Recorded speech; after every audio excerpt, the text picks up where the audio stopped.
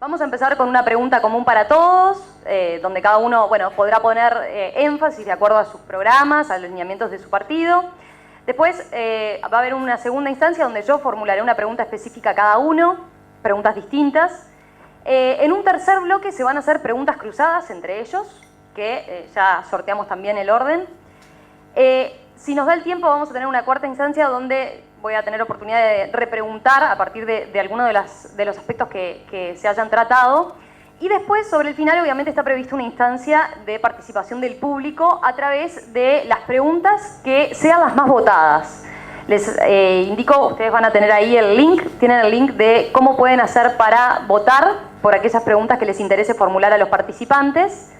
¿Sí? Ahí van a poder hacer pesar su voto para que entonces les llegue la pregunta. En ese caso va a ser la misma pregunta para todos, a menos que, veamos que ya fue contestada por alguno de los participantes. En ese caso vamos a tener un poco de flexibilidad si entienden que ya se contestó. Puede ser que algunas se repitan y demás, pero es una buena instancia porque ahí van a poder canalizar. Hay varias preguntas que fueron ya precargadas, ustedes las habrán visto en el formulario de inscripción, se establecía, algunas ya habían llegado, así que ahora van a poder votar entonces por la que más les interese. Les cuento también, ya hicimos el sorteo de cómo les tocaba comenzar y cómo se ordenan después en cada una de las instancias. Vamos a empezar ahora entonces con este primer bloque, digamos, esta primera pasada, que es una pregunta común, como yo decía, para todos. Va por el lado de, ustedes saben, la economía mundial presenta varios desafíos. Uruguay, como país pequeño, depende mucho de los vientos que soplen en el mundo y de la situación internacional. Por un lado tenemos una economía estadounidense con un riesgo de posible recesión. Tenemos a China sufriendo el impacto, ¿verdad?, de esta guerra comercial con Estados Unidos. Tenemos a Gran Bretaña, al Reino Unido, inmerso en un Brexit que genera muchísimas incertidumbres en temas comerciales. Tenemos también, y económicos por supuesto, tenemos también países europeos complicados y que están sintiendo los efectos a raíz de esta incertidumbre. Una economía mundial cuyo nivel de crecimiento por lo menos parece relativamente estancado en el último tiempo. Y y ni que hablar, sabemos la situación también de nuestros vecinos, ¿no?, que en algún aspecto no parece mucho más alentadora. Así que la pregunta es, ¿qué propone su partido para enfrentar los desafíos que presenta la economía uruguaya, que presentará en el próximo periodo de gobierno? Vamos a empezar, en este caso, con Bayant. Bueno, buenas noches a todos, muchas gracias. Perdón, Marcel. 4 minutos es la duración para esta primera respuesta. A partir de ahora. A partir de ahora, no contaba antes. Bueno, buenas noches a todos, es un gusto estar acá en esta sala colmada de esta manera. Gracias al Instituto de Economía, a la Sociedad de Economistas, a la Konrad Adenauer y a mis colegas acá, con el cual voy a compartir esta presentación, y obviamente a Romina. Bueno, el programa del Partido Independiente, ahora que estamos en un escenario de economistas, tiene que ver un poco con identificar que el Uruguay está identificar los aspectos más estructurales, digamos, más de largo aliento, de larga mira que tenemos por delante. Obviamente que en un mundo contingente que permanentemente nos está generando nuevas situaciones, y efectivamente esta no es una época común y corriente, no es una época que miramos al pasado y miramos para adelante y va a ocurrir más o menos cosas similares. No es el caso, pero no voy a hablar de eso porque eso de alguna manera daría tópico para una mesa entera.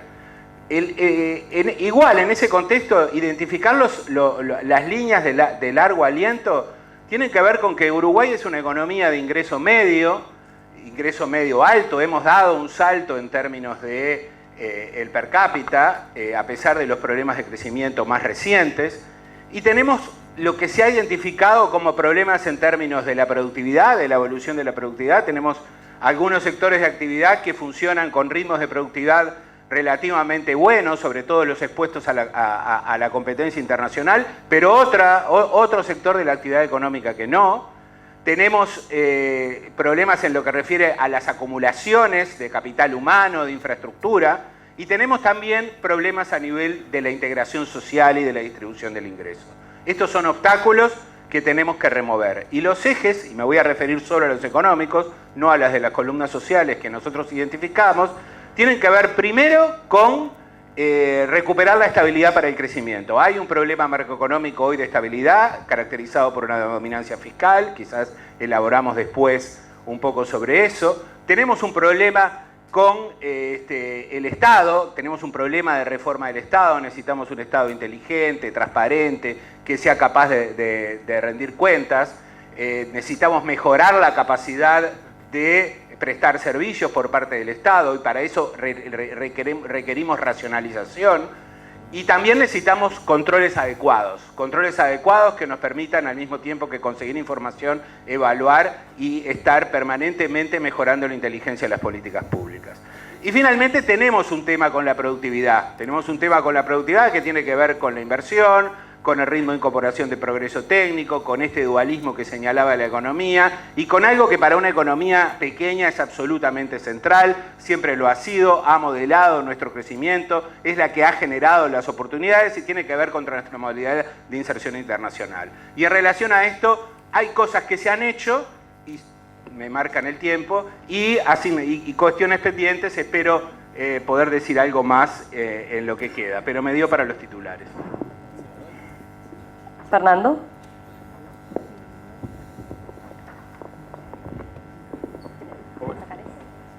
¿Estamos ahí? Sí.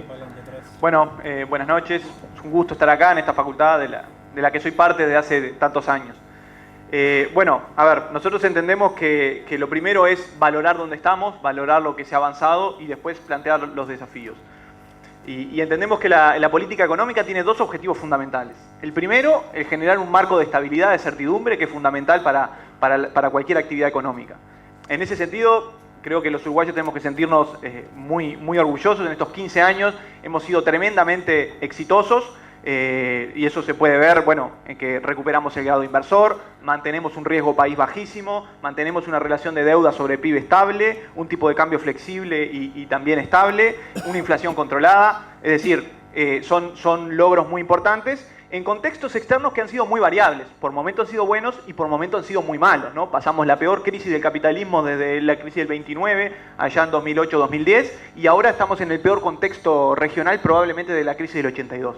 Uruguay está sujeto a los mismos shocks externos que Brasil y que Argentina, y me parece que la diferencia está a la vista, es abismal. Y esta situación, estas condiciones permitieron que Uruguay viviera el periodo de crecimiento económico más largo e intenso de su historia en estos años. Ahora bien, el segundo objetivo, y que está muy ligado al primero, es generar las condiciones para el desarrollo social y productivo. Está muy bien la estabilidad, pero no alcanza, ¿no?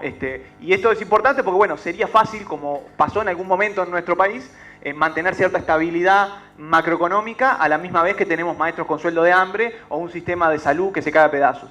Y me parece que en este sentido hay también cambios trascendentes. Un maestro, y así es como asumimos, ¿no? Un maestro ganaba en el año 2004 6.000 pesos. Hoy gana 32.800, 20 horas grado 1. 100% aumento real es eso. Un policía ganaba 5.400 pesos, hoy gana 33.000, 135% aumento real. Hoy tenemos un FONASA, un Fondo Nacional de Salud, que cubre a 2,5 millones de personas, donde están todos los niños, donde están todos los jubilados. Creo que esos son logros importantes. Entonces, lo primero es valorar esto para poder mantenerlo, espero que lo valoremos todos porque eso daría certezas de mantenerlo. Lo segundo es, bueno, ¿cuáles son los desafíos? Y entendemos que el desafío principal ahora es recuperar el crecimiento económico, el crecimiento vigoroso, y eso requiere una transformación productiva, y ese es el gran desafío. En un mundo, en una revolución tecnológica muy intensa, es fundamental poder incorporar más conocimiento y valor agregado a la producción. Eso requiere definir algunas apuestas estratégicas. Entendemos que las apuestas van por el sector de tecnología de información, por las industrias creativas, las energías renovables, todos muy ligados al proceso de digitalización. Por otro lado, la producción de alimentos con calidad ambiental, la industrialización de la madera, sectores muy vinculados a nuestros recursos naturales. Para cada uno de estos sectores hay que tener hojas de ruta. Esto se elaboraron, son públicas a partir de Transforma Uruguay. Hay que tener un conjunto de medidas específicas para cada uno. Hay que tener un plan de recapacitación, ya termino, como ha anunciado Daniel Martínez, y hay que tener un plan de ciencia y tecnología. Eso es clave para este mundo, y bueno, el que tenemos tiene ya más de 10 años, esa es la apuesta ahora también. Vamos ahora con Freda.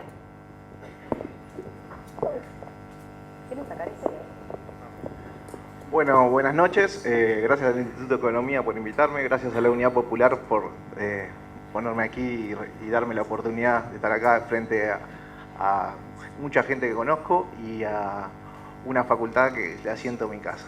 Bueno, concretamente lo que queremos plantearle desde la Unidad Popular es los desafíos que tiene en este momento nuestro país. Vienen por el lado básicamente de la creación de empleo, viene también por el lado de cubrir una deuda social que tiene este país. En este país siguen aumentándose los asentamientos, sigue habiendo niños viviendo situaciones de pobreza, tenemos una situación de violencia importante.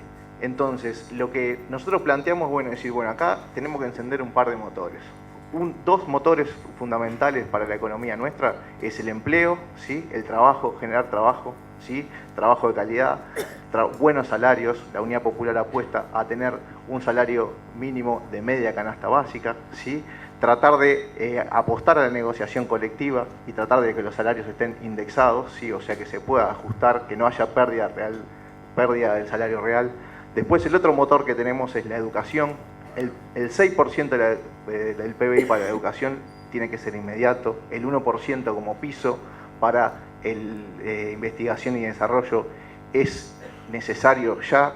Entonces tenemos que llevar la educación a lugares donde hoy está postergado. Por ejemplo, una fuerte inversión en educación en centros penitenciarios. Hay que establecer la educación dentro de las cárceles, ¿sí?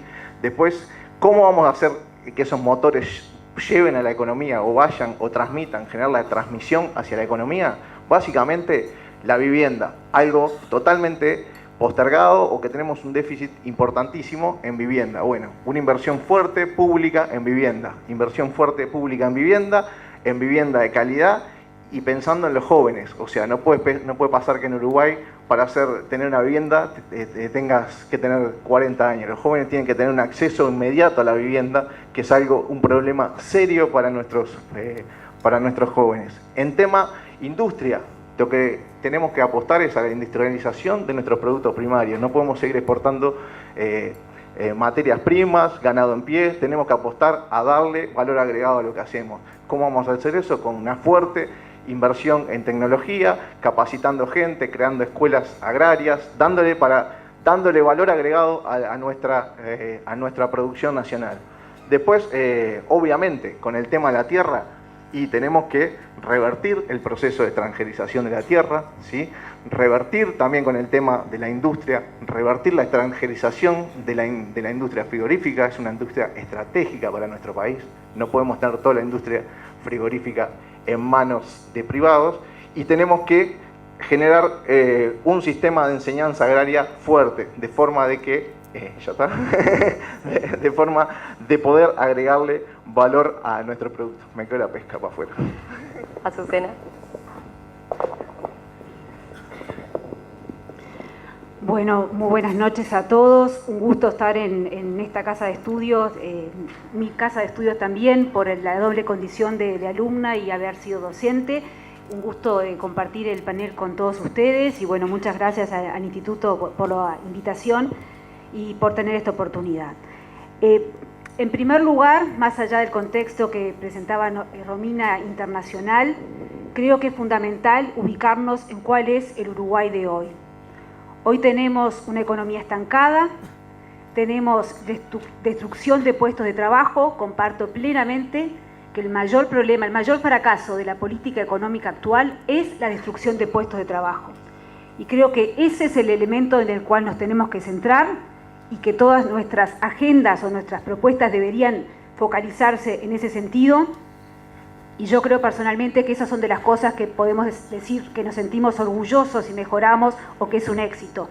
Más allá de lo del grado inversor, que comparto que es importante y era mi tema de trabajo, pero creo que no es de los elementos que uno debería de mirar con orgullo.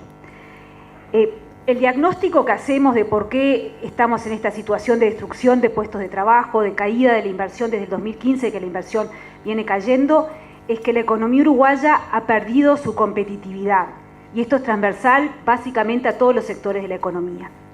Y si vemos qué es lo que hay detrás de esa pérdida de competitividad, vemos que básicamente el responsable es el Estado con una conducta fiscal que no ha tenido límites.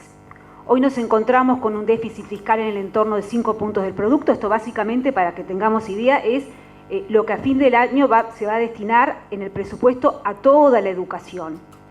Es mucho dinero. La deuda en términos del producto no está estable, desde el 2014 que la deuda viene aumentando en términos del producto, la deuda neta, y eso nos lleva a una situación en que hay que analizar cómo frenar y mejorar el resultado fiscal. Y creo que cada uno de los que estamos acá tenemos que dar una respuesta a eso. Nuestra propuesta no va por el aumento de impuestos, sino que va por el lado de generar ahorros, tener un Estado más eficiente que pueda generar ahorros y trasladar eso a las empresas en general. Este es el inicio de una agenda de propuestas. Lo principal es generar crecimiento, generar empleo, y para eso lo acompañamos con una serie de reformas estructurales. Como dice Marcel, pasamos los titulares, foco especial en las políticas económicas para las micro, pequeñas y medianas empresas, foco especial en el emprendedurismo, foco especial en una inserción comercial internacional activa, gobernanza de las empresas públicas diferente, con una distinta gestión y una forma de relacionarnos en el mercado laboral distinto, en donde se base en la cooperación y no en el conflicto. Gracias. Ana Inés.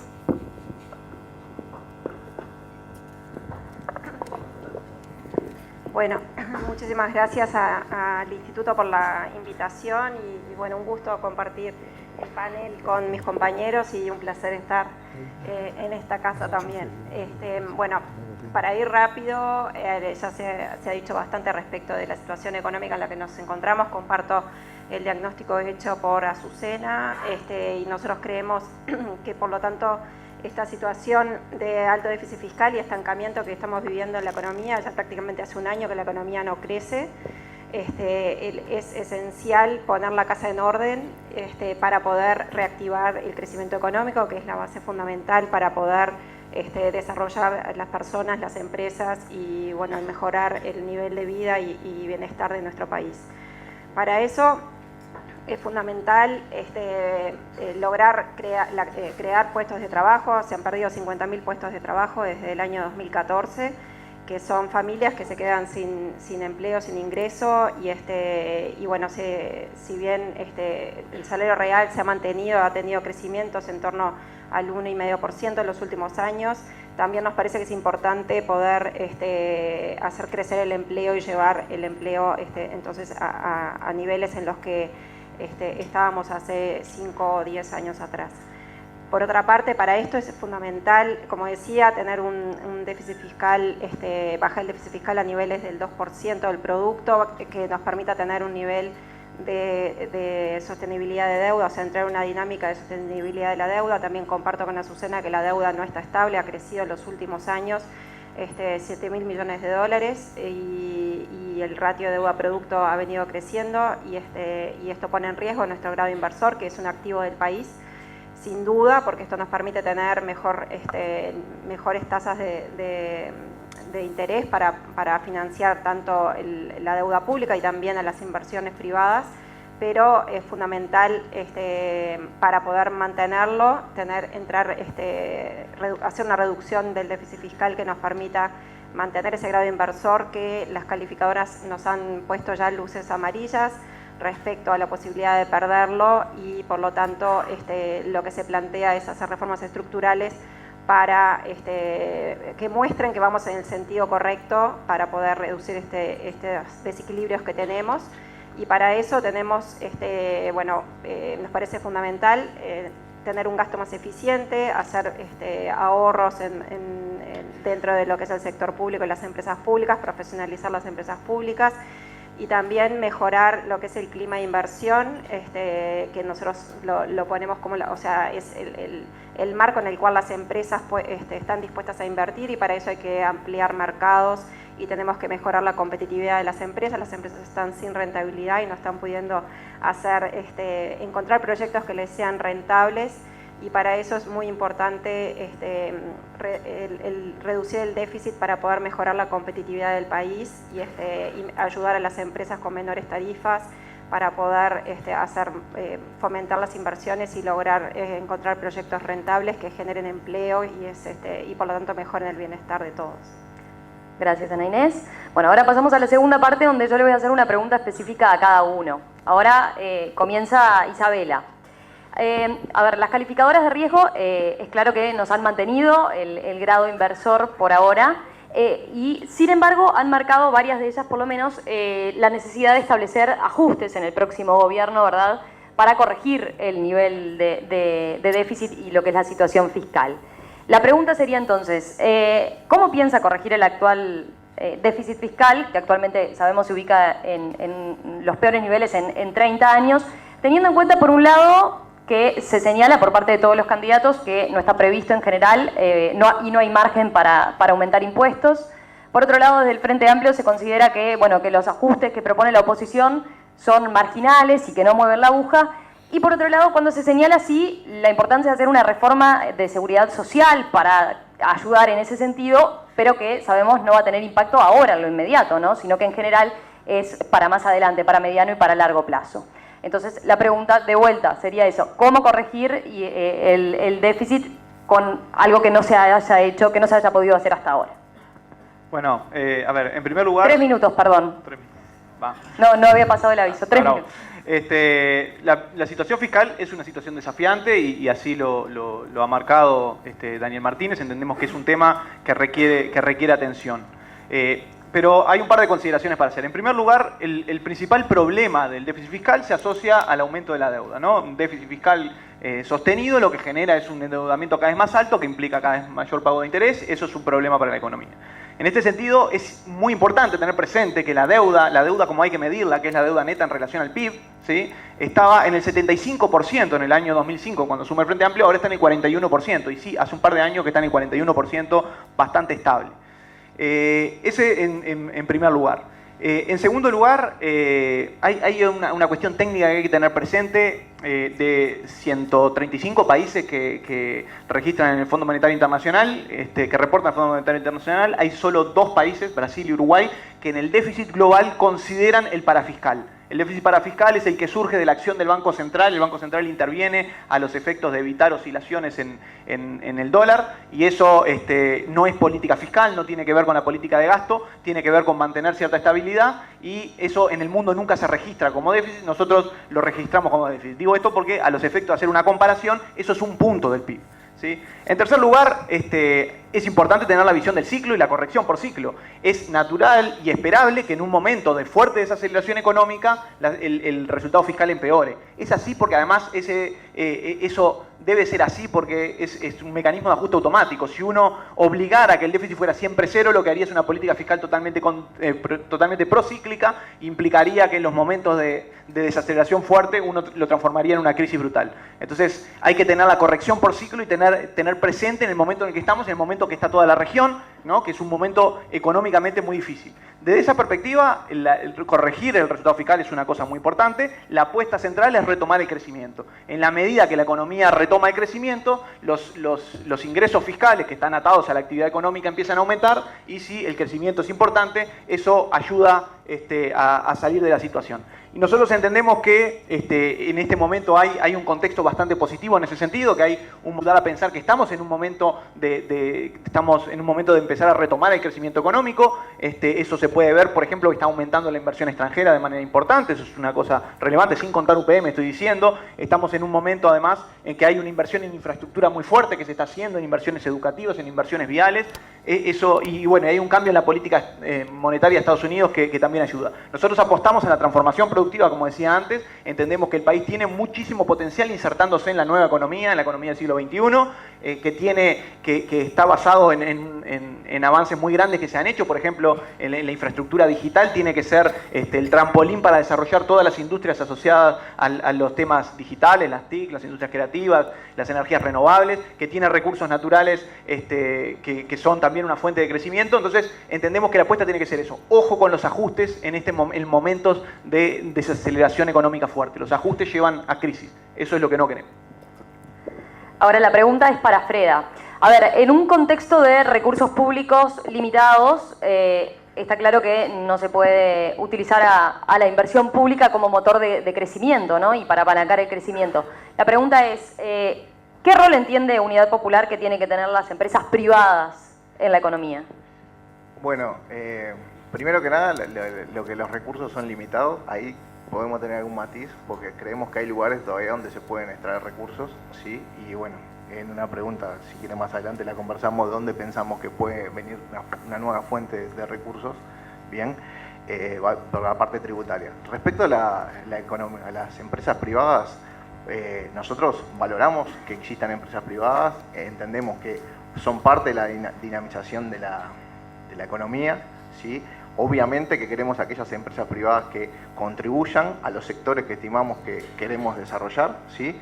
Que puedan tener una participación activa en la economía y, bueno, obviamente siempre dentro del marco regulatorio del Estado, ¿no? Que, por ejemplo, que podamos con esas empresas articular la política de producción nacional, que podamos fijar una estrategia y que las empresas se adapten a la estrategia de producción nacional. Por ejemplo, en la parte de pesca podemos articular algún tipo de esfuerzo con una participación pública y también que exista participación de los privados. Entonces creemos en un tipo de empresas privadas que participen de una economía con consejos de salarios, que garanticen adecuados niveles de retribución, ¿sí? Que contribuyan con los impuestos, no creemos en una inversión privada que venga, ¿sí? Y le demos todas las exoneraciones posibles, que se establezcan en zonas francas. Eso no es la idea de la Unidad Popular. O sea que sí pensamos en que son necesarias, que tienen que adaptarse al sistema que propone el gobierno, que dentro de un marco regulatorio y en pos de las líneas estratégicas del país. O sea que integrarlas a cadenas de valor y integrarlas a la idea de producción que tiene nuestro país, o sea, dentro de una planificación productiva. Por ahí estaría. Vamos ahora a Arbeleche. A ver, muchas veces desde sectores del Frente Amplio o desde el PIT-CNT se habla y se pone énfasis en que, bueno, si vuelven los gobiernos de los partidos tradicionales se van a perder derechos y conquistas de los trabajadores. La pregunta sería, concretamente, en materia salarial, ¿qué lineamientos fijaría un gobierno del Partido Nacional? Específicamente, ¿los lineamientos serían mantener salario real ajustando por inflación o ajustes por debajo de la inflación con la consiguiente pérdida de salario? A ver, Romina, creo que la respuesta... Primero, gracias por la pregunta, porque es la oportunidad para aclarar algunos conceptos que, como tú decís, a veces están sueltos y que no son más que cucos y faltan a la realidad. En este sentido, creo que fue ayer que Luis Lacalle Pou aclaró que el ministro Murro había dicho que de ganar el Partido Nacional, o creo que los partidos tradicionales, esto implicaría una rebaja en los salarios, y eso es absolutamente falso. No se puede perder el poder adquisitivo de los salarios. Eso con la pregunta final. La pregunta más general, ¿cómo percibimos nosotros la relación en el mercado laboral? Está escrito en nuestra agenda y lo reiteramos: el Partido Nacional va a convocar a los consejos de salarios. Necesitamos los consejos de salarios, pero necesitamos que se mejoren y que se incorporen en esos consejos de salarios elementos que hoy están ausentes, por ejemplo, la productividad, que es necesario que las empresas lo tengan en cuenta. Empresas y trabajadores tienen que tener en cuenta la productividad a la hora de ajustar los salarios por encima de la inflación. Siempre estamos hablando por encima de la inflación. Los aspectos tecnológicos, los cambios que estamos teniendo hoy en día, también tienen que ser discutidos en el ámbito de los consejos de salarios. Nuestra propuesta es crear un consejo técnico a nivel del Consejo Superior Tripartito, que nombre a quienes integran este consejo técnico, en donde estén representados los distintos actores y los distintos partidos políticos, para que todos estos temas se discutan, den los insumos para la discusión de todos estos temas, donde se sienten las tres distintas partes: cámaras empresariales, PIT-CNT y gobierno, para discutir ese tema. ¿Nos avisás de un minuto? Entonces voy súper bien, no sé hasta cuándo seguir. Aquí tenemos observaciones de la OIT que esperamos, el gobierno tiene hasta el 1 de noviembre para levantar esta observación. Esperamos que el próximo gobierno cuente con una adecuada normativa respecto a las negociaciones colectivas. Y si no se cuenta con esa normativa, lo que hay que hacer, insisto, volver a este ámbito tripartito, sentarse y consensuar entre todos los actores cuál es la manera de atender estas observaciones que ha hecho la OIT. Creo que el aspecto que me falta nombrar es que sí, también está escrito en la agenda, vamos a derogar el decreto que se refiere a las ocupaciones en los lugares de trabajo. Creo que básicamente por ahí. Pero volviendo a la pregunta, era, con respecto a la inflación, sí tiene que estar ajustado por inflación para no perder salario real. El salario real no puede decaer. Cuando hablamos de ajustes por productividad, estamos hablando por ajustes que van por encima de... Los ajustes salariales tienen que incorporar la productividad y el salario real no puede disminuir. Eso es así. Pero me parece importante insistir en la convocatoria de los consejos de salarios. Servino, a ver, usted ha dicho en declaraciones públicas, por ejemplo, en el matutino La Diaria, que es defensora y partidaria del libre mercado en materia económica, porque entiende que, bueno, que el mejor asignador de recursos es el mercado, pero dijo con ciertas salvedades en las que hay que intervenir. La pregunta concretamente es, ¿qué instrumento debería utilizarse para distribuir la riqueza, para la distribución de la riqueza? Bien, bueno, muchas gracias por la pregunta también, porque la verdad que ese titular de La Diaria me ha llevado al estrellato. Me llaman de todos lados por la misma pregunta. Como bien decías, el titular fue capcioso y en realidad no reflejaba el sentido de lo que yo había expresado, porque decía, pero, ¿no? El Estado debe intervenir en todos aquellos mercados o en todas aquellas situaciones en las que el mercado tiene fallas y por lo tanto no hace una buena asignación de recursos. Cuando hablamos del mercado, acá no hay ningún cuco, o sea, el mercado somos personas, empresas, proveedores, o sea, empresarios, proveedores, clientes que estamos negociando en un ámbito que es libre y en donde se rige por la ley de la oferta y la demanda. Cuando vamos a comprar a un supermercado, cuando vamos a comprar un servicio o lo que sea. Eso es para todos los bienes en general que consumimos habitualmente.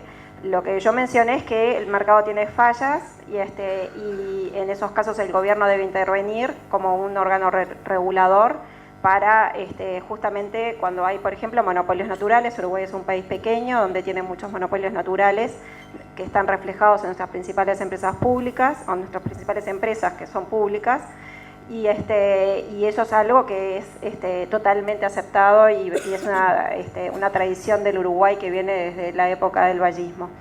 Y por otro lado, en donde el Estado tiene que intervenir, por supuesto, y el mercado no es un buen asignador de recursos o de servicios, es en todo lo que son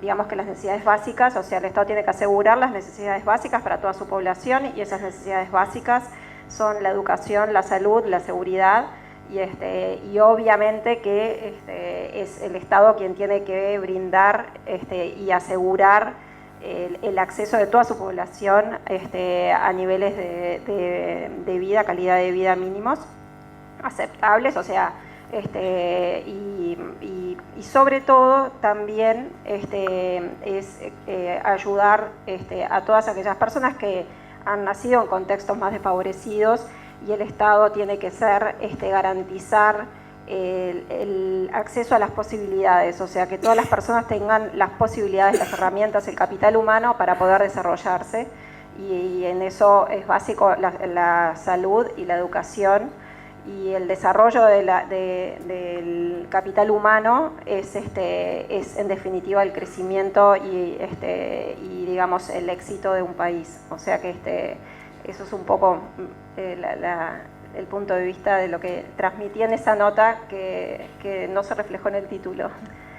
Bayant, la pregunta sería, ¿cómo mejoraría la competitividad a través del tipo de cambio sin que eso afectara e incidiera en la inflación? ¿El Banco Central debería intervenir en el mercado? Bueno, yo creo que eso tiene que ver mucho con algo que se habló recién, que es el tema de la política fiscal, ¿no? Es decir, en principio Uruguay tiene un problema macroeconómico de dominancia fiscal, tiene un déficit muy alto. Eso de algún modo está revelando algo sobre el funcionamiento del Estado, es algo que mencioné al principio. Tenemos que mejorar las capacidades del Estado y lograr financiar el gasto es una de ellas.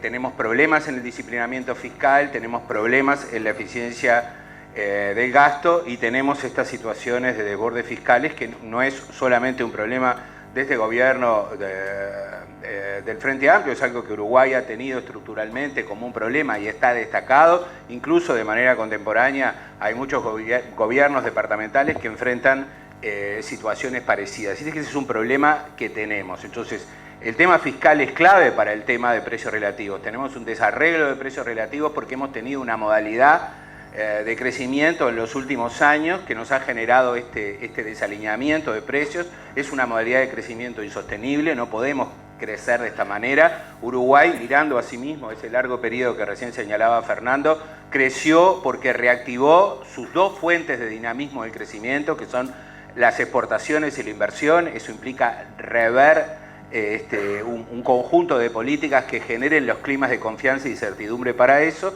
y la política fiscal contractiva de algún modo tendría que estar acompañada por una política, digamos, monetaria y una política de ingresos que fueran compatibles con eso para poder arreglar la situación de precios relativos. No creo que Uruguay tenga que hacer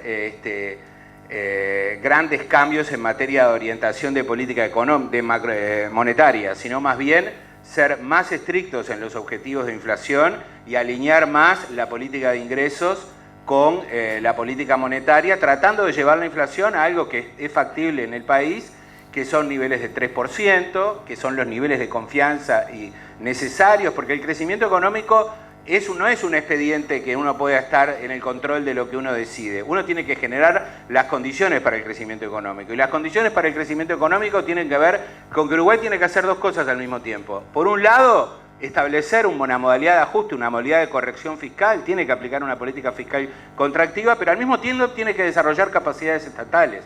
Necesitamos desarrollar nuevas o fortalecer capacidades estatales que tenemos para lograr desarrollar las reformas que tienen una ventana de tiempo que van más allá de un gobierno y que nos van a requerir a todos nosotros en un estado, digamos, de talante de acuerdo, que creo que se puede dar porque hay una característica que tiene esta campaña y es que hay mucha más convergencia democrática. Digo, yo ya tengo memoria, digamos, de varias elecciones de la que he visto en otras, y la convergencia en términos programáticos es el insumo necesario para llegar a acuerdos en estas reformas largas. Muchas gracias. Bueno, ahora pasamos a la tercera parte donde los participantes se van a hacer preguntas entre ellos y se van a contestar. Por el orden que sorteamos, le tocó a Freda empezar preguntándole a Arbeleche. Bueno, me tocó. Bueno, Azucena... Perdón, 1 minuto para formular la pregunta y 2 para responder. Bueno, un poco lo que se ha pasado por alto, que es el tema de la seguridad social, que está bastante en el tapete en los últimos meses. Yendo más al grano, en materia de seguridad social, que básicamente en jubilaciones y pensiones va la pregunta, ¿cuál es la posición respecto a los futuros ajustes de jubilaciones y pensiones que piensan ustedes? Y también, ¿cuál es la posición que tienen frente a una posible reforma en base a 3 tópicos: en el aporte patronal, aporte obrero, edad jubilatoria y en las AFAPs? Muchas gracias por la pregunta. Cuando mencioné las reformas estructurales, no mencioné la reforma de seguridad social, pero sin duda que es una de las reformas que desde la campaña pasada veníamos anunciando de que era necesario. En ese momento se nos dijo que lo que queríamos era bajar la edad de jubilación, bajar las jubilaciones, y era otro cuco, digamos. Nuestra propuesta es un tema muy particular. Veo aquí en el público al economista Forteza. Bueno, nosotros sentimos que tenemos profesionales idóneos en la materia que tienen que ser convocados. La propuesta es convocar a un comité de técnicos en donde estén todos los partidos políticos representados. Cuando pensamos en una reforma de seguridad social no es algo que va a durar 1, 2 años o 4, tenemos que pensar una reforma para adelante estructural que abarque muchas administraciones, con lo cual todos deberíamos involucrarnos y llevar a nuestros mejores profesionales en la materia para la proyección, para el diseño y luego, por supuesto, contar con todo el apoyo político para la implementación. Con lo cual, la respuesta se sube, se baja, se aumenta, no la tenemos. Tenemos sí, ayer presentábamos, el doctor Saldain presentaba algunos elementos de los que estamos discutiendo, pero no tenemos la respuesta porque de eso se trata, sentarse y analizar. Sí, me parece importante señalar que nosotros no contamos con los recursos que se pueda generar en la reforma de seguridad social para mejorar el déficit fiscal. Creemos que eso lleva tiempo y que la reforma de seguridad social tiene que hacerse por un tema de sostenibilidad del propio sistema, no para tomar recursos para mejorar el déficit fiscal. Eso es necesaria la reforma, hay que encararla, pero no contamos con esos recursos para la seguridad, para el déficit. No sé si es uno o fin, pero el último titular, que más allá de la reforma de seguridad social, hay una cantidad de mejoras en la gestión, en la eficiencia del sistema del BPS que son necesarios. Desde el propio directorio del BPS se anunciaba un monto como unos 300 millones de dólares que se podrían ahorrar gestionando de forma distinta. Gracias. Azucena, ahora la pregunta para Servina. Para Ana Inés. Para Ana Inés. Mi pregunta se refiere a la preocupación fiscal que hemos algunos panelistas compartido. Confieso que cuando nos dijeron que teníamos que hacer las preguntas, analicé las propuestas de todos los partidos y la verdad que encontré en la oposición mucha coincidencia. La pregunta que le iba a hacer a Fernando fue la que hizo Romina, así que quedó hecha, pero sí encontré coincidencias en el tema MIPYMES, por ejemplo, con el Partido Independiente, en el tema de la vivienda, con el Unidad Popular, y en el caso de Ana Inés, mi pregunta se refiere a la regla fiscal. Nosotros también tenemos una propuesta de regla fiscal y para que más allá de disminuir el gasto en un periodo, contenga el gasto para adelante, y mi pregunta es cuál es la idea que tienen, cómo piensan implementarla y cuál es la institucionalidad detrás de esa regla.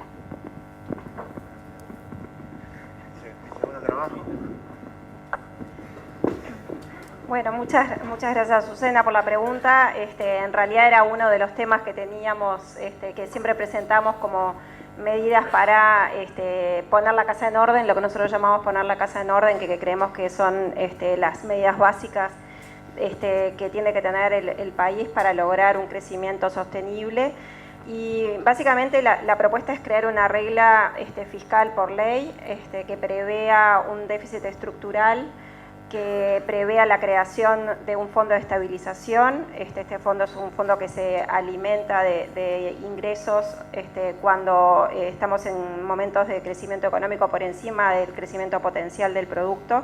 Sería algo que podría haberse formado en los años de 2014, de 2011 a 2014, cuando teníamos digamos, el precio de la soja en $600, o sea, con el boom de los commodities, Uruguay estaba recibiendo ingresos extraordinarios. Entonces básicamente es ahorrar ingresos extraordinarios en momentos que tenemos, que se dan, para poder usar esos ingresos extraordinarios en momentos en que estamos momentos más recesivos, como sería el caso actual, y por lo tanto poder aplicar políticas anticíclicas, que sería el ideal, aplicar una política fiscal anticíclica que implicaría poder incrementar un poco el gasto cuando estamos en momentos de menor crecimiento económico, o no tener que subir los impuestos, o no tener que subir las tarifas en esos momentos, y por lo tanto ahorrar en los momentos en los que estamos con mayores ingresos.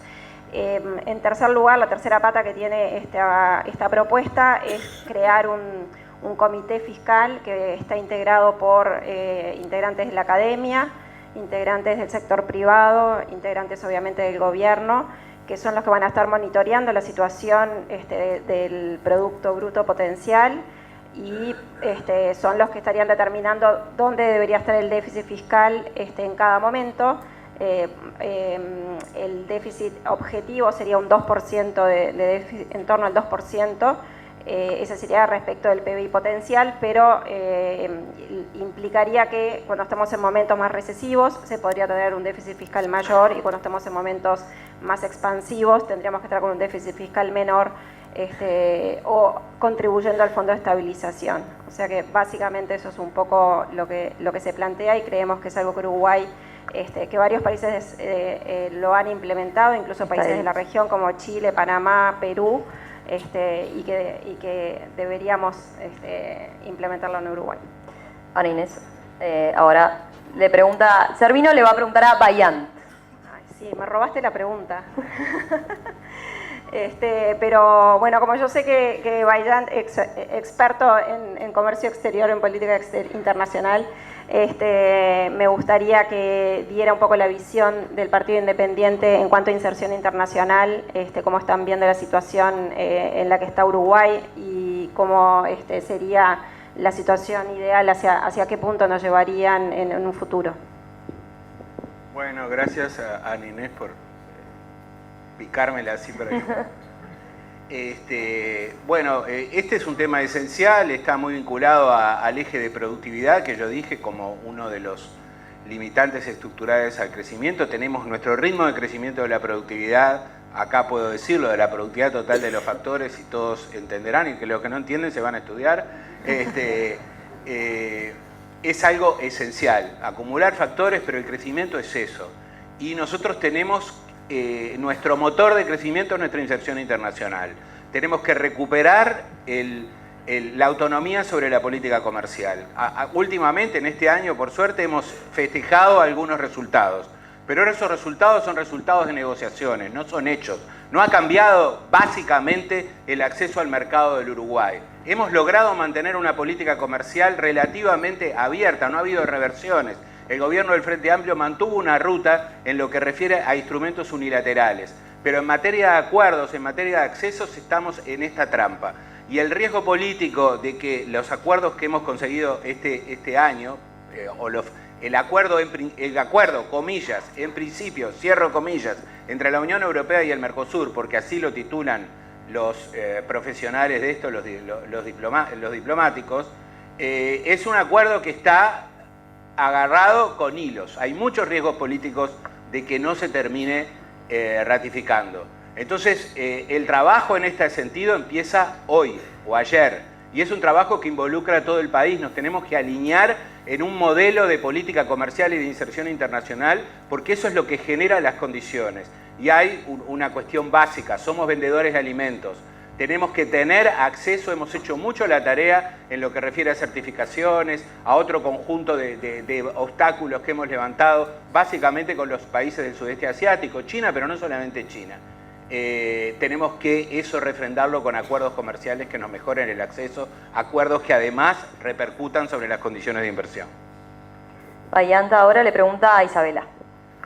Bueno, Fernando, yo también tenía una pregunta, pero no quiero no quiero repetir, digamos, algo que ya se habló sobre seguridad social. Entonces te voy a preguntar otra cosa, vinculado con otro aspecto que señalé, que tiene que ver con las capacidades estatales que tenemos que profundizar, que es el rol regulatorio que tiene el Estado, en donde se observa, esto es algo que ocurrió básicamente en toda la región, quizás en Uruguay no ocurrió con los mismos extremos, pero definitivamente no hemos avanzado y en cierta medida hemos retrocedido en términos del rol regulatorio, ¿no? Me estoy refiriendo en particular a las agencias, a la URSEC, a la UCEA, a la capacidad de lograr disciplinar el funcionamiento de nuestras empresas públicas, mejorar sus condiciones de eficiencia, tener un rol en todos los campos que la regulación en ese sentido tiene, y al mismo tiempo seguir imaginando y diseñando nuevos espacios regulatorios que no tenemos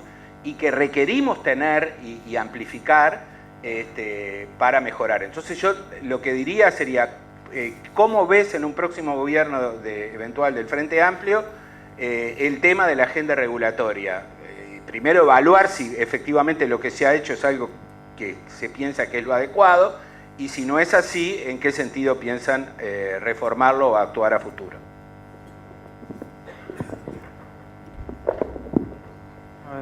Me parece que es un tema súper importante, me parece que es un tema en el que hay mucho para avanzar, hay todo un camino para avanzar. Creo que han habido cosas importantes también en varias áreas, por ejemplo, el rol regulatorio que tiene el Estado en materia de salud. Cuando empezó el Frente Amplio no existía un sistema de salud, no existía alguna institución que tuviera capacidad regulatoria, que pudiera controlar a las distintas instituciones en aspectos sanitarios y en aspectos económicos. Eso se creó. Me parece que se ha avanzado muchísimo en aspectos regulatorios, por ejemplo, en términos medioambientales. Creo que en empresas públicas también hay debilidades, pero también hay avances. Uruguay tiene algunos logros muy importantes en términos de servicios públicos, de servicios brindados por empresas públicas, ¿no? Porque siempre el ejemplo de las empresas públicas es ANCAP. Nosotros tenemos una infraestructura de telecomunicaciones la mejor de la región, sin duda. Tenemos una matriz energética totalmente renovada, está adelante a nivel mundial Uruguay en eso. Tenemos un sistema de distribución de agua potable y saneamiento que nos pone en los primeros lugares de la región y los más altos del mundo de acceso al agua potable. Es decir, entendemos que ahí hay un montón de avances. ANCAP se ha avanzado muchísimo en los últimos años, hace 3 años que ANCAP es superavitaria. Entendemos que igual hay una agenda por delante, necesitamos mejorar la gobernanza de las empresas públicas, necesitamos tener alguna institución que tenga la capacidad de tener la visión global, ¿sí? Algún tipo de gabinete que permita tener una visión que supere la visión parcial de cada empresa pública y que pueda hacer una visión global y que pueda controlar mejor. Hay un tema ahí de gobernanza de empresas públicas que sin duda hay que mejorar. Hay que avanzar también en capacidad regulatoria en el sistema de seguridad social. Tenemos un conjunto importante de institutos, de cajas,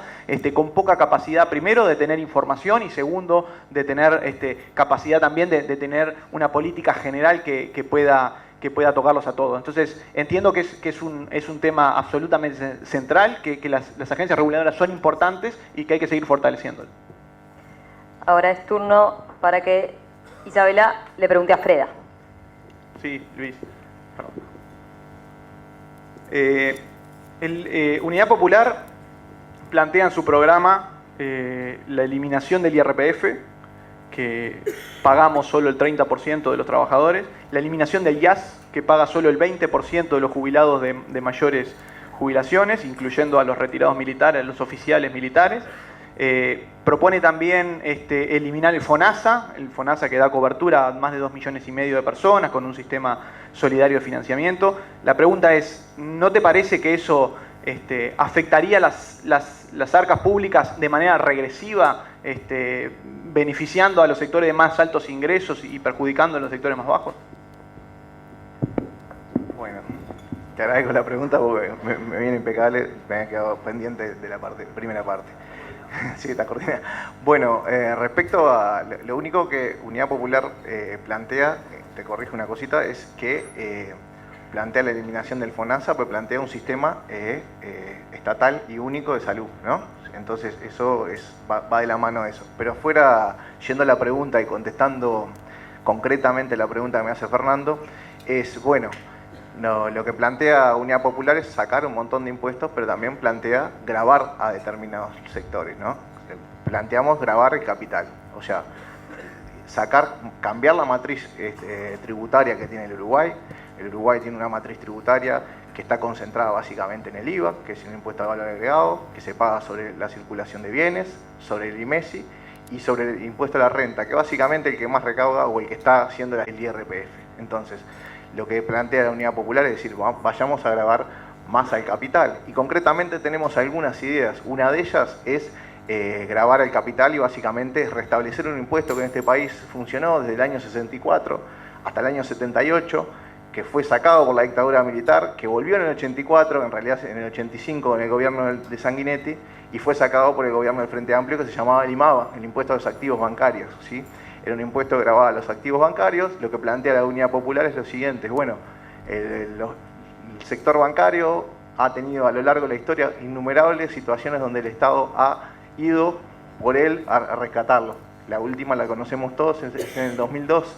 El sector bancario ha tenido una bancarización obligatoria en los últimos años, donde el cual le servimos la mesa y le pusimos a un montón de clientes adentro de sus puertas.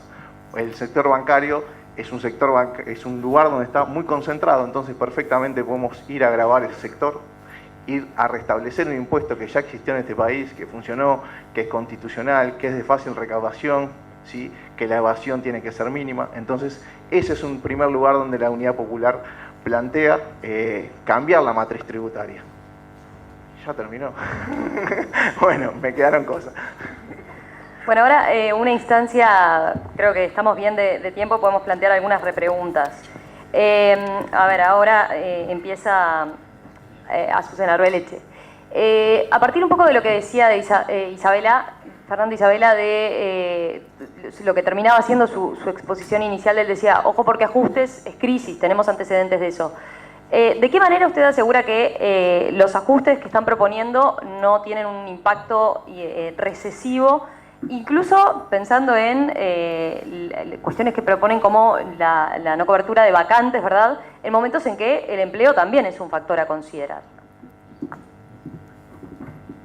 Tenemos ahora 2 minutos para la respuesta.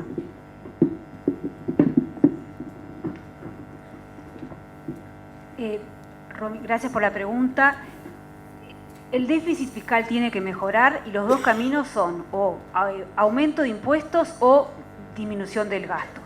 Nosotros entendemos que el crecimiento no da los números, el objetivo es que la economía empiece a crecer y a generar empleo, pero que no dan los números y inmediatamente el año que viene, en realidad ya tendríamos que estar mejorando el resultado fiscal y no aceptar que vamos a terminar con un 4,6% del producto. La decisión de ir por los gastos es porque entendemos que el aumento de impuestos, eso sí sería recesivo. Tenemos una economía estancada, tenemos destrucción de puestos de trabajo, inversión que está cayendo, con lo cual cualquier aumento de impuestos no solamente sería injusto, porque hasta ahora, a pesar que el déficit ha estado empeorando, ese gasto, el origen de ese déficit empeorando ha sido el gasto creciente, pero se le ha pedido a la población que pague más impuestos y que pague más tarifas públicas. Por lo tanto, sería absolutamente injusto en primer lugar, pero desde el punto de vista económico sería absolutamente irracional, porque lo que generaría sería exacerbar esta situación de estancamiento y ahí sí diría yo que estaríamos en una situación recesiva. Bien. Ana Inés, la pregunta sería, hoy cuando yo formulaba la primera pregunta respecto al rol del mercado en la economía, quizás faltó alguna precisión en cuanto a qué herramientas se deberían utilizar. Ciudadanos plantea algunos sectores en particular, apuestas importantes en lo que tiene que ver con los 136 liceos y demás, donde está claro el rol que tiene que tener el Estado. La pregunta sería, ¿qué otros elementos o qué otras herramientas? ¿Entienden que, por ejemplo, hay que establecer algún cambio en lo que tiene que ver con el IRPF como medida, como instrumento de distribución de la riqueza? Bueno, gracias por la pregunta. Mira, Romina, o sea, las políticas, hoy en día existen políticas de transferencias de asistencia a las poblaciones más vulnerables, que esas se van a mantener, o sea, no hay ninguna propuesta de cambiar ese tipo de transferencias y asistencias, y eso es una política redistributiva importante.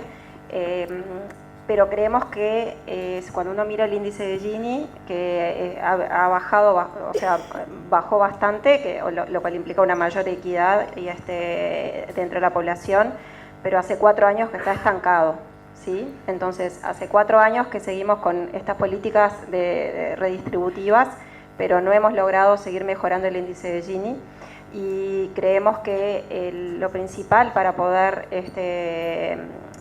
mejorar la distribución del ingreso, que es lo que uno quiere como objetivo para su población, ¿sí? Tener la mayor equidad y la mayor, digamos que, bienestar para la población, es darle oportunidades a las personas. O sea, nosotros creemos que las políticas asistencialistas que contribuyen a una redistribución del ingreso puntual o momentánea, se vuelve estática, y creemos que para que haya una real redistribución del ingreso, el principal factor es la movilidad social, y la movilidad social se logra con educación y con salud y con capacidades básicas satisfechas.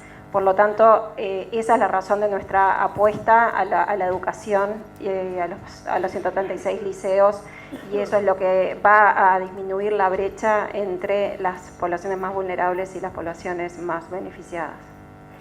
Bien, vamos ahora a Bayant. La pregunta sería, ¿cómo se para el Partido Independiente en esta especie de diagnóstico dispar que hay en materia de la situación fiscal? Si por un lado podríamos decir, bueno, los recortes significan los ajustes y recortes de gasto que se plantean por parte de la oposición pueden significar una recesión, o por otro lado, bueno, el rol que tiene que tener el Estado, ¿no? Sí, la visión es que tiene que haber una corrección fiscal, una política fiscal en un sentido distinto, y que eso de alguna manera va a generar las condiciones de estabilidad macroeconómica, que es una condición necesaria pero no suficiente para el crecimiento, y hay que tener también deliberadamente una política activa para mejorar las condiciones de confianza del país, que por suerte no se han deteriorado mucho, y que además el país tiene, en cierto sentido, tiene tiempo, digamos, el asunto es no gastarlo. Tiene tiempo porque financieramente no está tan mal. El tema es que no es sostenible el 5% y hay que corregirlo. Y corregirlo con toda la información y como se corrige un gasto. El gasto a través de racionalización del gasto, como dice Azucena, pero también, en principio, hasta no tener toda la información, un gobierno no puede descartar el hecho de que vaya a tener que recurrir a incrementar ingresos, ¿no? De una manera adecuada, estableciendo que sean los menos regresivos posibles, es decir, una manera progresiva de recaudar, pero tiene que recaudar porque el objetivo de la estabilidad fiscal es básico, es fundamental, es algo que el país tuvo y mantuvo y que no podemos perder, y que el hecho de que estemos en una condición financiera buena no quiere decir de que esto no sea un objetivo básico, a pesar de que pueda tener un impacto de corto plazo que obviamente puede ser recesivo, pero también Uruguay es una economía muy pequeña que, estableciendo ciertas condiciones para la inversión, restableciéndose de nuevo, orientándose bien en términos internacionales, puede rescatar. Bueno, ahora tiene una mega inversión que seguramente le va a dar una palanca, pero también tiene el tema del acuerdo con la Unión Europea, con el Mercosur. Eso es una oportunidad para Uruguay, lo tenemos que rescatar para nosotros. Es oportunidades de inversiones, no de una mega inversión de 4.000 millones, de muchas decenas de inversiones, de decenas de millones de dólares, que son las que necesitamos. Tenemos que cambiar las condiciones de localización del país y creo que estamos en un buen momento para diferenciarnos en ese sentido.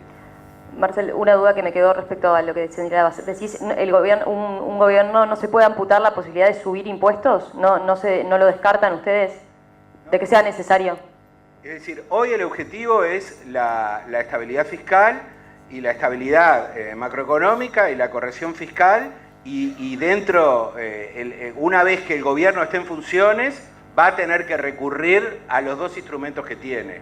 Si el gasto es suficiente, es verdad lo que se dice de que la presión fiscal es muy grande, de que hay problemas sobre la competitividad, de que el sector privado, si queremos restablecer las condiciones de empleo, no podemos seguir apretando la rentabilidad de las actividades económicas que tienen que tener el motor de crecimiento.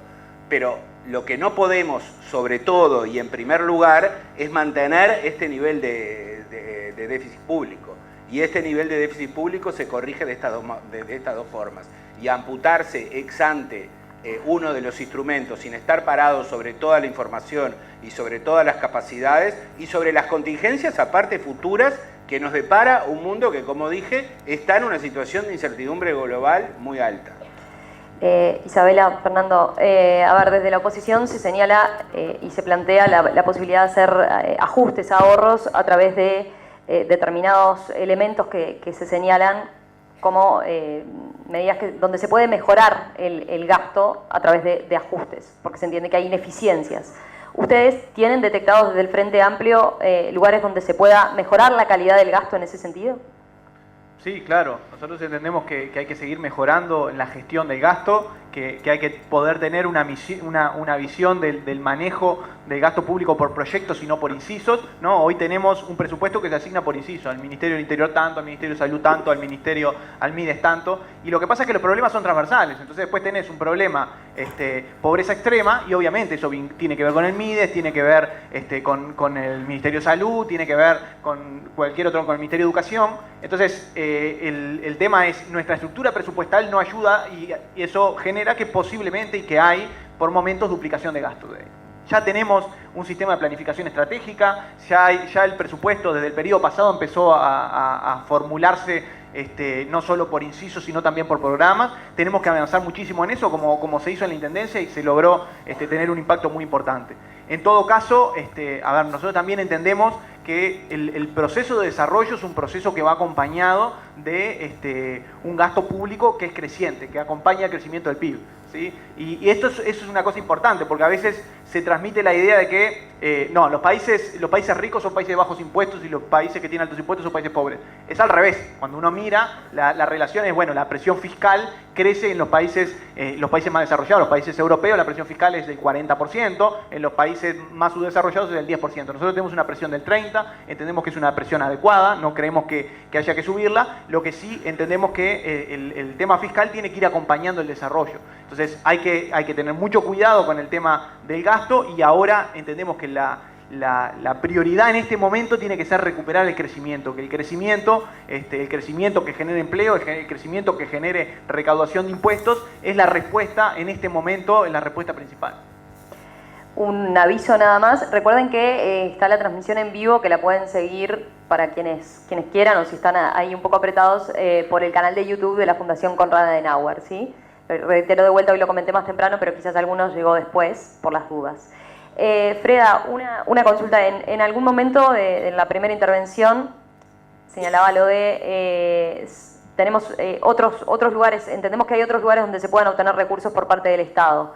¿Puede profundizar exactamente en ese concepto? ¿Dónde entienden que puede haber todavía... ¿De dónde hay recursos para poder aprovechar? Bueno, cuando manifestaba mi discrepancia, digo, con lo de que los recursos públicos eran limitados, como yo decía. Bueno, recién planteamos el tema del IMABA, ¿sí? La otra tema que es importante destacar es el impuesto al patrimonio, tanto personas físicas como personas jurídicas, incluso en el programa del Frente Amplio está, tiene una escasa recaudación, ¿no? Y hoy por hoy tendríamos que tener un sistema integrado con catastro, DGI y distintos organismos, intendencias, en el cual efectivamente ese impuesto recaude lo que debe recaudar, ¿no? Entonces ahí tenemos un impuesto que está funcionando y recaudando muy poco, que es el tema del patrimonio, ya sea persona jurídica o persona física.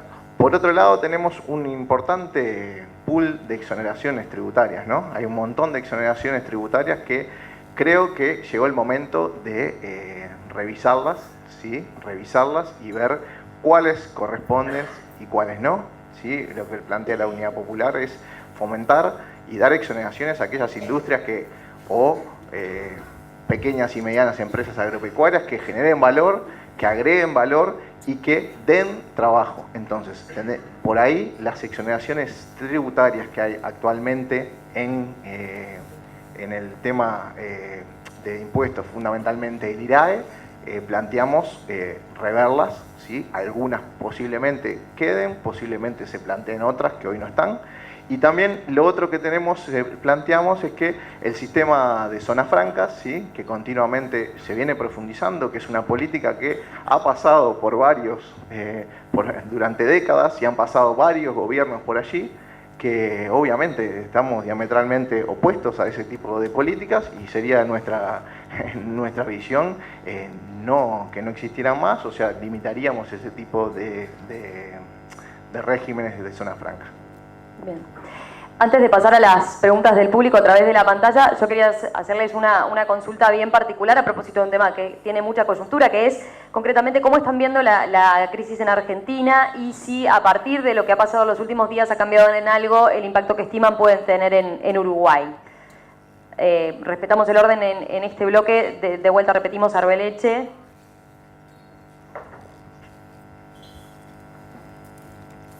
Creo que lo que estamos observando en Argentina, de alguna medida, fue que no se tomaron las medidas adecuadas a tiempo, quizás en algún sentido se quiso esperar por mayor crecimiento y no se bajó el gasto como tenían que haber hecho desde el día 1. De hecho, el primer año el déficit fiscal argentino empeoró.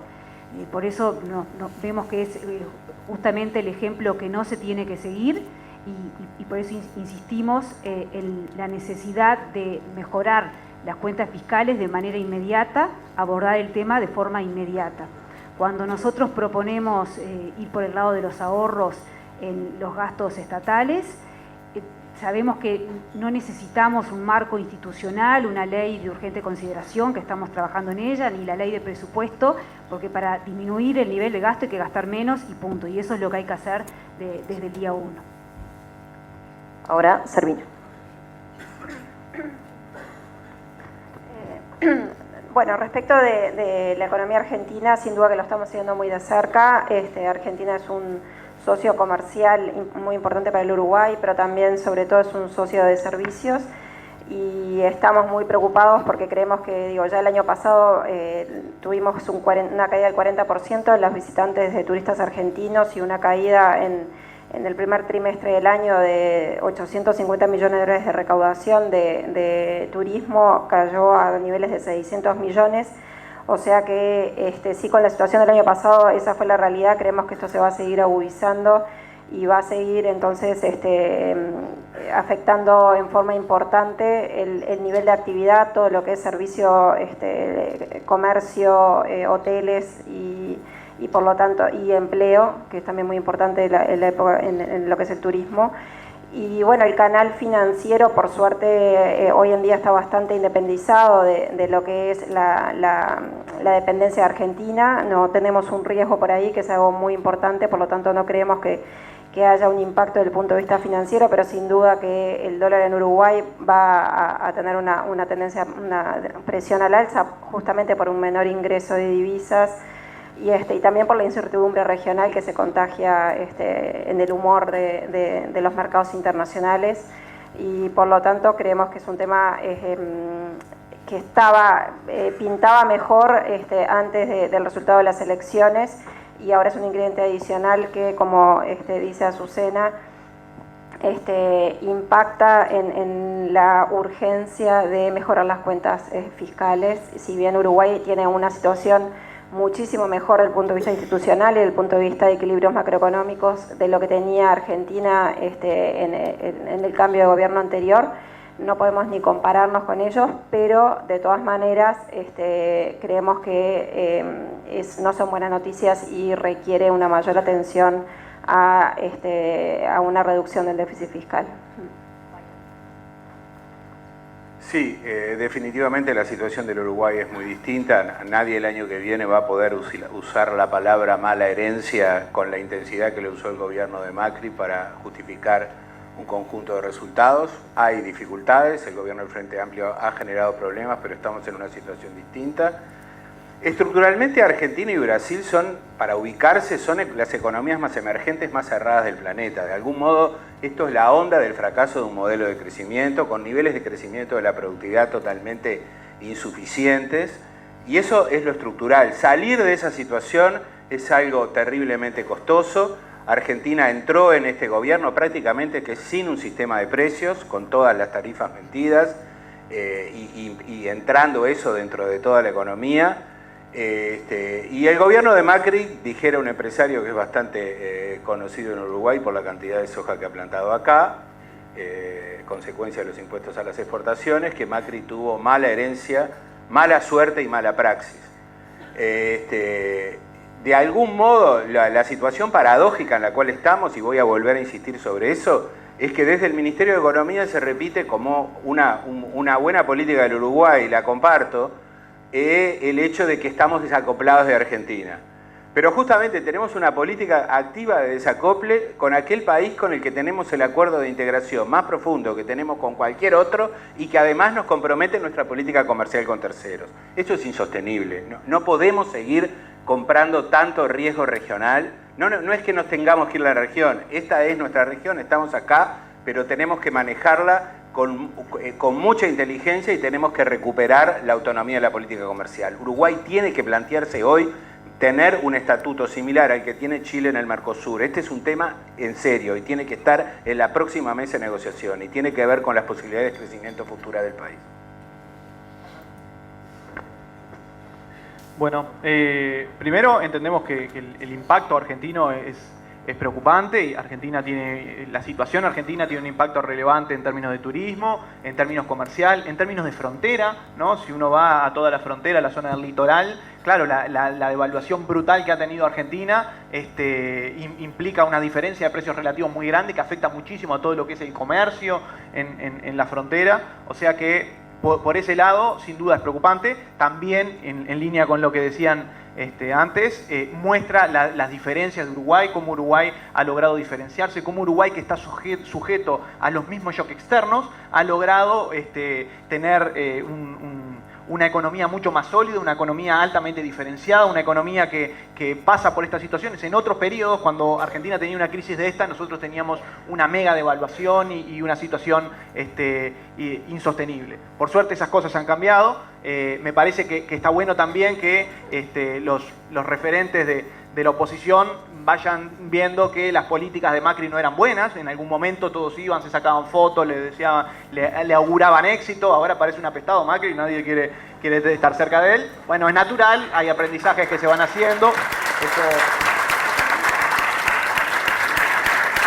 Eso está bueno. Creo que había una cierta coincidencia de políticas. Macri apostó a un modelo de regulación salvaje, de apertura salvaje, y bueno, tienen los resultados que en general esas políticas tienen. Nos parece que es importante haber hecho la diferenciación de nuestro país, y bueno, por suerte nuestro país está en una situación bastante mejor y pronto para seguir el crecimiento. Es un debate sin debate. ¿Por qué? Te quedás con las ganas, ¿no? Es un debate sin debate. Fred. Bueno, respecto a la situación de Argentina, es preocupante, ¿no? Es preocupante lo que está pasando en Argentina. A mí me da bastante pena, ¿no? Lo que está sucediendo. Creo que el Uruguay algo le va a afectar, ¿no? Porque tenemos una frontera amplia con Argentina. Eso, obviamente, quienes viven en la frontera se van a sentir afectados y ya se están sintiendo afectados. Por el lado del turismo también vamos a ver el impacto en el Uruguay.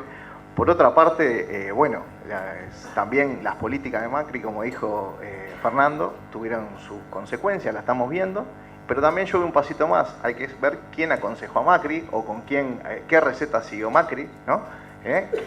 A qué instituciones recurrió Macri para llevar adelante su política, ¿sí? Que también posiblemente en algún momento nosotros, algunos de los que están acá, se tengan que sentar en la mesa a escuchar esas políticas, ¿no? O sea, escuchar esos consejos, ¿no? Entonces, de repente, quizás también nos sirve para reflexionar y ver un poquito la situación regional. Yo creo que el Uruguay a futuro necesita tener una buena relación con sus vecinos, profundizar. Hay una hermandad en el sur del continente. Eso es un norte que tenemos que tener nosotros, son nuestros hermanos los argentinos, y tenemos que buscar de tender y profundizar nuestras relaciones comerciales. Obviamente que no vamos a solo comerciar con Argentina o solo con Brasil, tenemos que tener diversificar nuestros mercados y tratar de tener una política inteligente de dónde colocar nuestros productos y saber que en todos lados pueden haber problemas. Entonces, obviamente, tenemos que tener los huevos puestos en distintas canastas.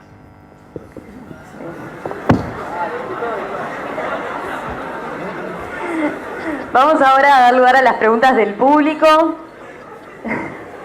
Les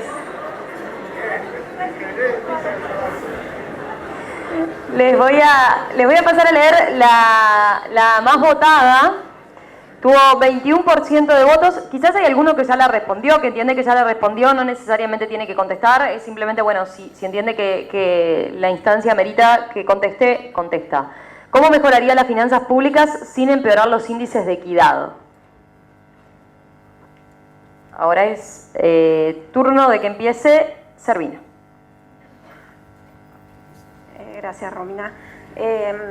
Como nosotros, o sea, dentro de nuestro plan de gobierno, la mejora de las finanzas públicas está previsto para básicamente ajustar los gastos y la no renovación de vacantes en aquellas áreas que consideramos que no son prioritarias, y esas son, o sea, las que, digamos que al revés, las que son prioritarias son las de salud, educación, seguridad y justicia, y por lo tanto, o sea, los índices de equidad, entendemos que la equidad va por las políticas de educación, de salud y de seguridad, y por lo tanto no se verían afectados en lo absoluto, y tampoco por las transferencias, las transferencias que hoy se están haciendo, tanto por jubilaciones y por asistencia a la primera infancia y otras medidas a población vulnerable. O sea que en nuestro programa no está previsto en absoluto tocar las áreas prioritarias en lo que es la restricción o el ajuste de gastos o de renovación de puestos, de vacantes públicas.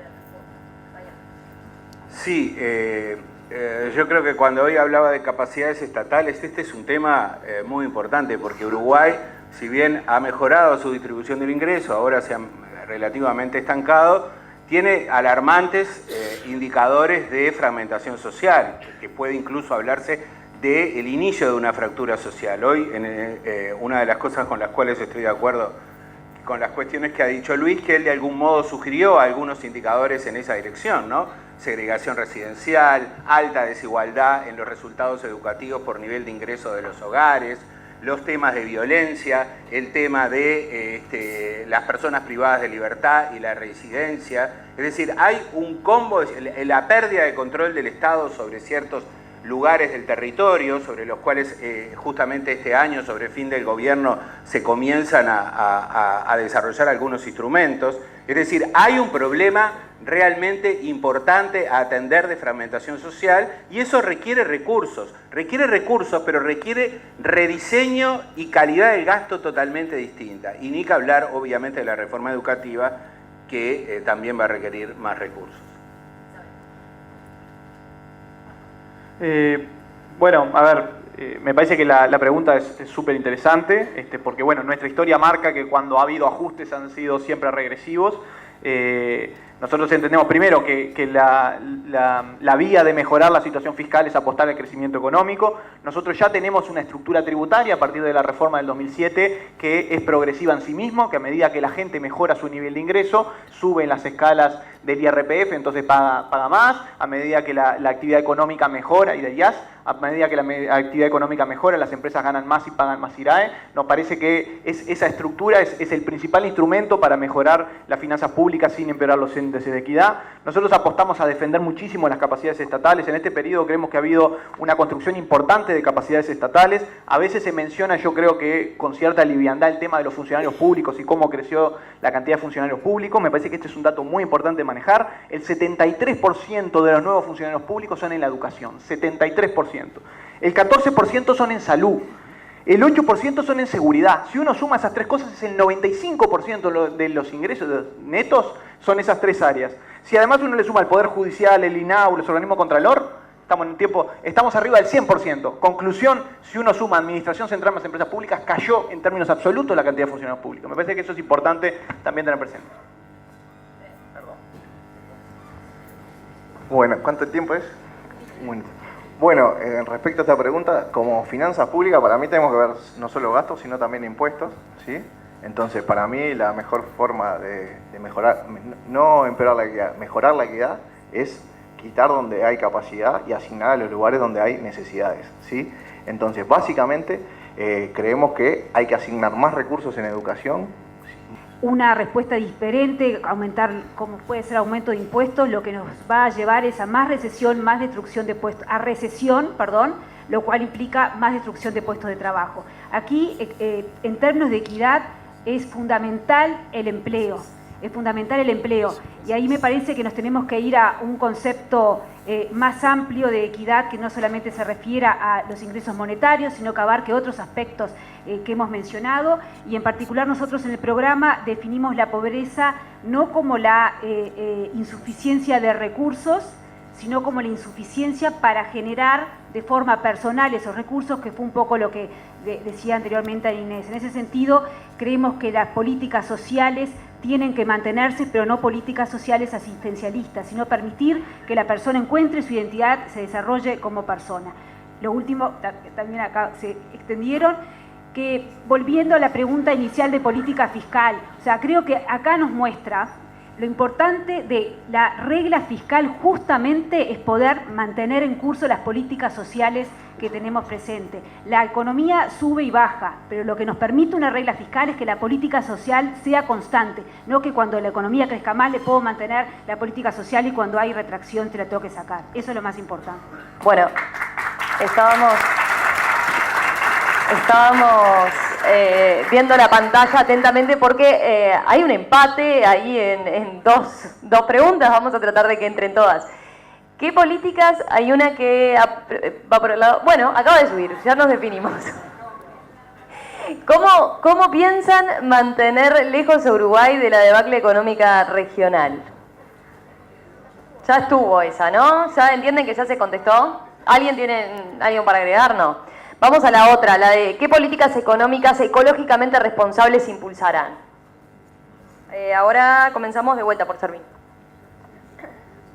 Bueno, sin duda que los temas ecológicos son muy importantes y dentro del programa del Partido Colorado tienen un capítulo fundamental.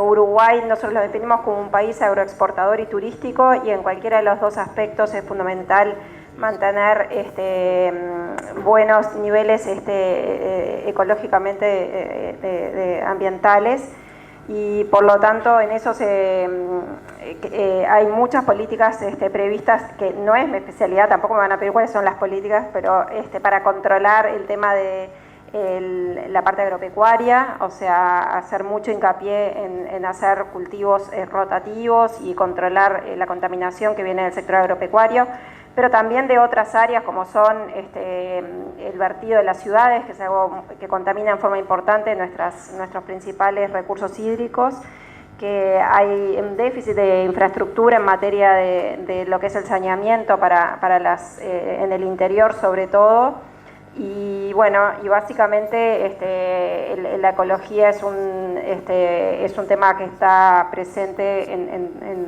transversalmente en el programa. O sea que creo que compartimos la importancia y apostamos a eso como una riqueza para el futuro.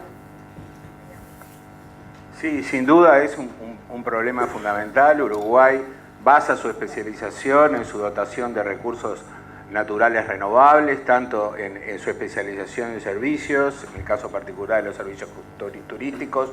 Uruguay tiene un problema de costa, un problema que es creciente, vinculado con urbanizaciones mal planificadas, vinculado con también lo que está ocurriendo en el planeta, con el tema del cambio climático. También tiene problemas de conservación de sus recursos naturales aptos para la producción agroalimentaria y tiene un montón de demandas y una estructura institucional de gobierno totalmente fragmentada. En el programa del Partido Independiente nosotros consideramos, dentro de las estructuras que hay que hacer del gobierno central, pero una que es absolutamente prioritaria por las demandas, es que hay que darle jerarquía de ministerio al tema del medio ambiente y sacarlo de dirección y eliminar la fragmentación que hoy existe con distintas direcciones, algunas ubicadas en Presidencia, otras en el Ministerio de Vivienda y Medio Ambiente, otras en otros lados. Así que el tema institucional ahí es clave y déjenme una idea más, y también tiene que fortalecer el conjunto de recursos que tiene asignado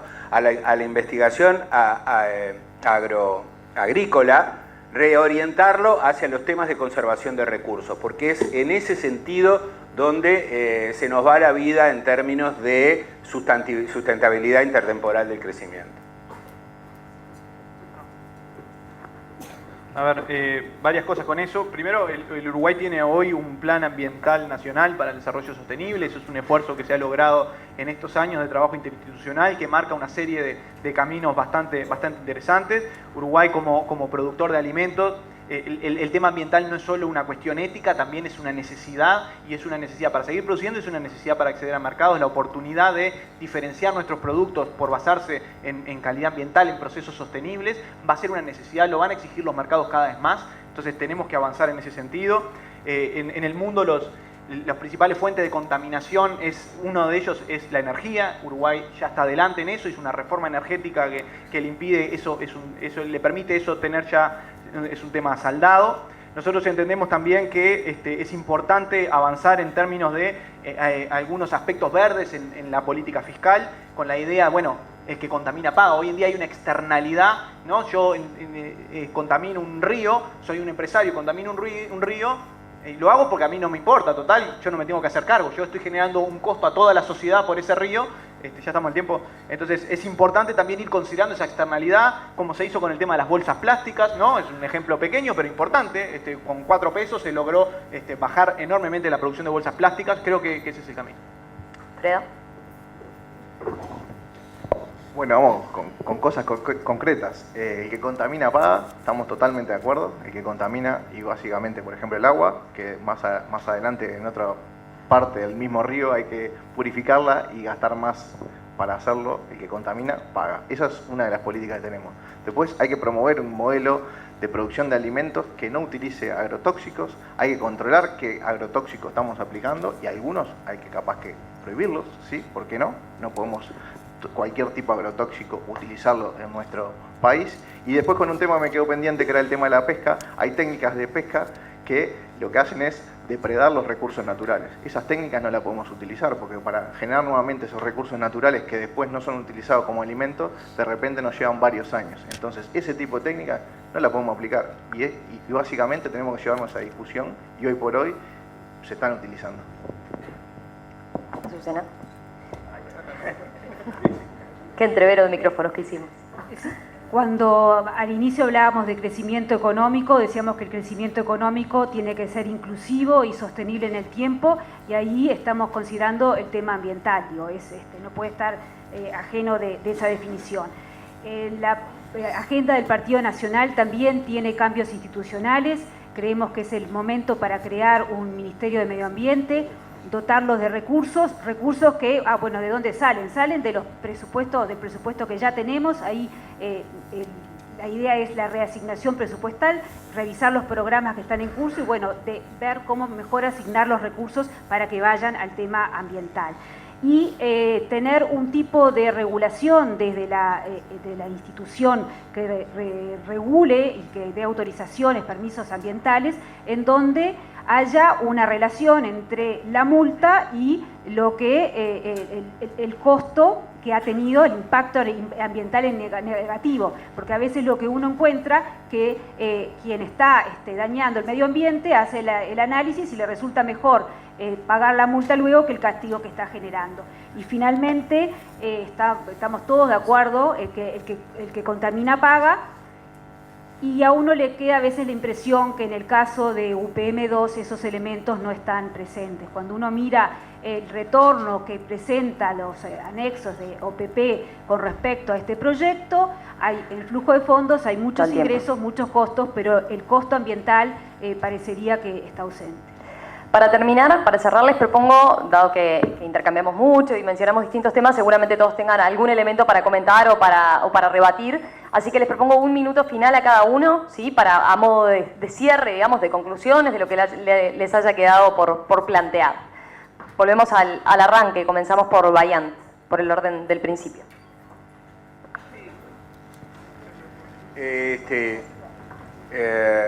Yo creo que de alguna manera se han jerarquizado bastante todos los temas. Me quedé ahí con un asunto vinculado con el tema de los abrazos. Yo creo que han habido muchos abrazos equivocados en el último periodo en el Uruguay. Y no me parece bien pasarnos facturas con esos temas, porque lo que tenemos por delante es que el Uruguay tiene reformas que, si no hay un nivel de acuerdo suficiente, esas reformas no van a durar y no se van a poder hacer. Lo que tenemos para cobrar en términos de cambio estructural tiene una ventana de tiempo larga que va mucho más allá de un gobierno, pero las señales que demos en términos de expectativa sobre que esas reformas se implementen y se lleven adelante, eso sí va a tener efectos en el corto plazo. Entonces, la estabilidad política que podamos crear es un activo. Uruguay la tiene y la tiene que usar como una fuente de crecimiento.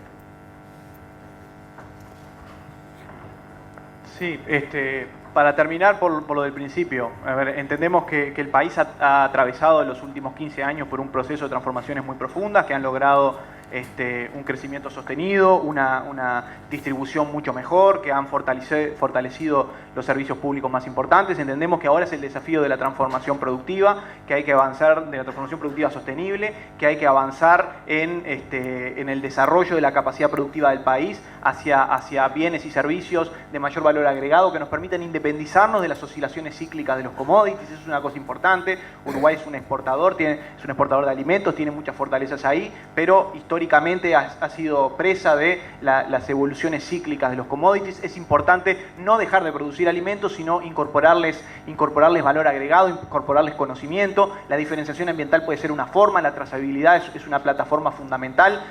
Hoy tenemos unas capacidades enormes en todo lo que es la forestación y la capacidad de empleo que eso puede generar en la generación de toda una industria de transformación mecánica de la madera. Todo lo que ha sido el avance de las TIC, entendemos que es una fuente fundamental para seguir generando transformaciones. Entendemos que la apuesta es esa, no jugar a la chica y al ajuste, sino tratar de romper el techo en capacidad productiva. ¿Fredo? Bueno, básicamente para redondear, la idea sería para nosotros es que confrontar un modelo, tratar de decir, bueno, nosotros acá necesitamos otro tipo de economía, necesitamos una economía que le dé impulso, que coincida en algunas cosas con Fernando, que se centre en el trabajo, que mejoremos nuestra producción, que agreguemos valor, que tratemos de centrarnos correctamente en el mundo, buscando acuerdos que nos convengan para colocar nuestros productos con valor agregado, que tratemos de cambiar nuestra matriz tributaria, dejemos de tener la carga puesta en los trabajadores y pasemos más a la carga para el capital, tratemos de ponerle conocimiento, apostar muchísimo a la educación, ¿sí? La educación no va a ser la solución para el tema de la violencia, la educación va a ser el motor para que nos podamos crecer y desarrollarnos, para agregar valor, para tener un país mejor y no depender de que vengan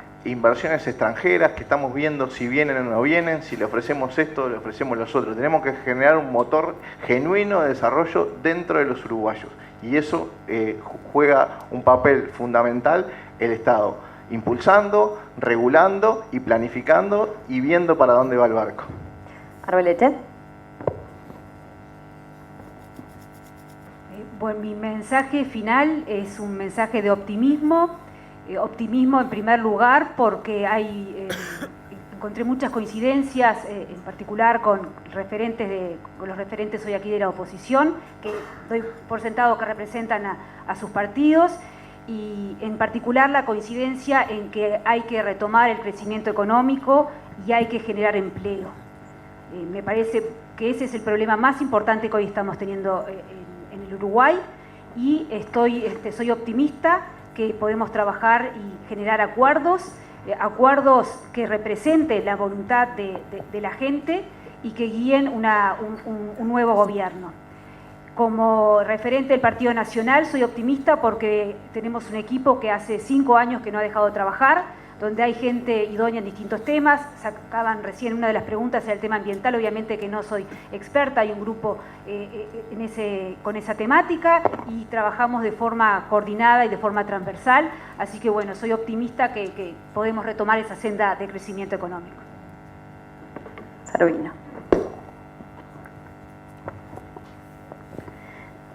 Bien, bueno, sí, un poco para terminar, el mensaje final sería que nosotros creemos que el modelo actual que se está aplicando es un modelo que está agotado, es un modelo que tiene una economía estancada, tiene una inversión que está cayendo desde hace 5 años y en forma interrumpida, la inversión privada, y que está cayendo el empleo también en forma ininterrumpida, y por lo tanto es fundamental retomar una senda de crecimiento, para lo cual creemos que la base es generar una mejora en la competitividad, y para eso es importante reducir el déficit fiscal, que es quien está apretando los niveles de rentabilidad de las empresas y los niveles de bienestar de las familias a través de la suba de impuestos.